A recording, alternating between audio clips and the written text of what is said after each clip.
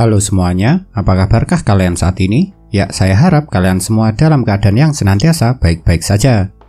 Manga Fairy Tail 100 Tahun Quest chapter ke-52 yang merupakan chapter terbaru sekarang telah rilis.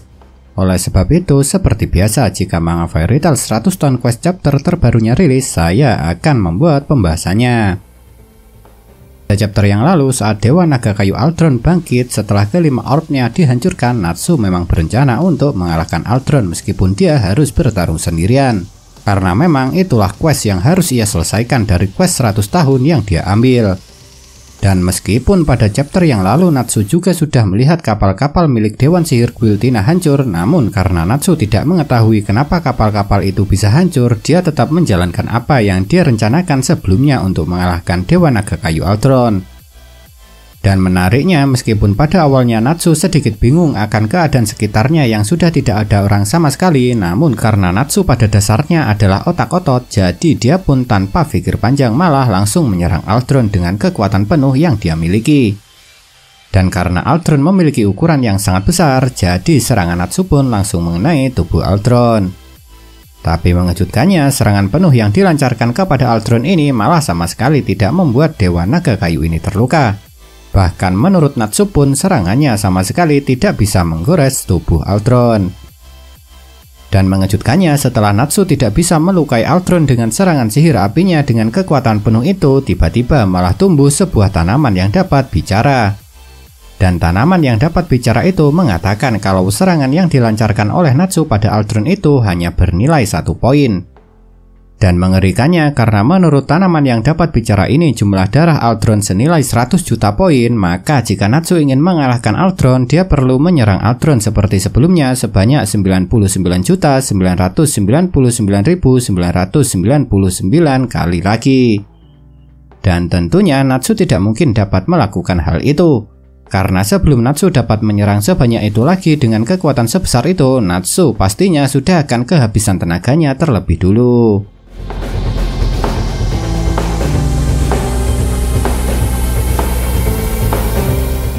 Pada chapter sebelumnya, kita memang sudah melihat sedikit kekuatan Aldron. Dan sedikit kekuatan Dewa Naga Kayu yang kita lihat pada chapter yang lalu adalah ketika dia berhasil menghancurkan semua kapal milik Dewan Sihir Guiltina dengan sekali serangan dan sekejap saja. Dan selain itu, sebelumnya kita juga telah tahu kalau semua warga yang tinggal di kota yang ada di atas Dewa Naga Kayu adalah bagian dari Aldron sendiri. Jadi tidak heran kalau pada chapter kali ini kita bisa melihat kalau ada tumbuhan yang muncul dan dapat bicara. Dan ternyata tumbuhan yang muncul dan dapat bicara ini menyebut dirinya sebagai Sang Biji Dewa Wolfen. Dan mengerikannya, Sang Biji Dewa Wolfen ini memiliki kemampuan dapat berubah bentuk menjadi orang terkuat yang ada dalam ingatan orang yang telah berhasil dia pegang. Oleh karena itulah Sang Biji Dewa Wolfen ini setelah dia berhasil menangkap Kana, dia bisa berubah menjadi Gildarts. Karena tentunya bagi Kana, Gildarts adalah orang terkuat. Dan yang lebih mengerikannya lagi, Sang Biji Dewa Wolfen ini setelah dia berubah menjadi orang terkuat dari ingatan orang yang telah dia tangkap, dia juga bisa menggunakan sihirnya. Oleh sebab itulah setelah berubah menjadi Gildarts, Biji Dewa Wolfen ini juga bisa menggunakan sihir milik Gildarts. Dan karena Sang Biji Dewa Wolfen ini tumbuh dalam jumlah banyak, beberapa orang dari Guild Fairy Tail telah berhasil dia tangkap, yang pada akhirnya membuat Sang Biji Dewa Wolfen ini juga berubah menjadi Makarov dan mengejar para penyihir Guild Fairy Tail. Oleh sebab itulah satu-satunya pilihan dari anggota Guild Fairy Tail hanya mundur terlebih dulu. Karena jika mereka harus menghadapi orang terkuat dalam ingatannya, tentunya mereka tetap akan kesulitan. Tapi lucunya, saat Sang Biji Dewa Wolfen berhasil menangkap Natsu dan berhasil membaca ingatan Natsu, dia malah berubah menjadi happy.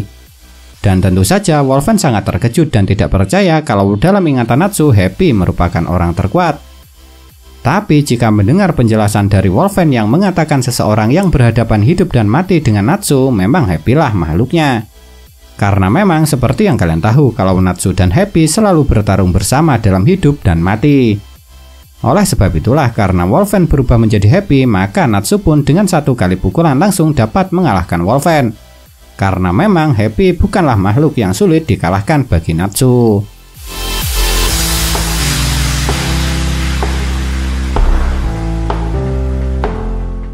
Inilah kejadian menarik terakhir yang dapat saya bahas mengenai manga Fairy Tail 100 Stone Quest chapter ke-52 ini. Setelah Natsu berhasil mengalahkan biji Dewa Wolfen yang berubah menjadi Happy, di sekitar Natsu tiba-tiba banyak sekali biji-biji Dewa Wolfen lainnya yang juga tumbuh. Dan hal itu tentunya akan membuat Natsu kesulitan, karena meskipun sihir Natsu adalah sihir api yang bisa dikatakan sebagai kelemahan sihir kayu yang digunakan oleh Aldron, tapi jika melihat sebelumnya Natsu tidak berhasil membakar biji Dewa Wolfen saat dia tertangkap pertama kali, jadi bisa dikatakan kalau biji Dewa Kayu ini tanpa berubah pun sudah lumayan kuat. Jadi jika Natsu harus bertarung dengan Wolfen yang jumlahnya banyak, meskipun Natsu kuat, tetap saja dia akan kesulitan. Tapi mengejutkannya saat Natsu telah terkepung oleh Wolfen yang jumlahnya banyak, Natsu malah tersenyum. Karena saat dia terkepung, Natsu malah mengatakan kalau dia mendapat petunjuk dari para Wolfen mengenai cara mengalahkan Dewa Naga Kayu Aldron.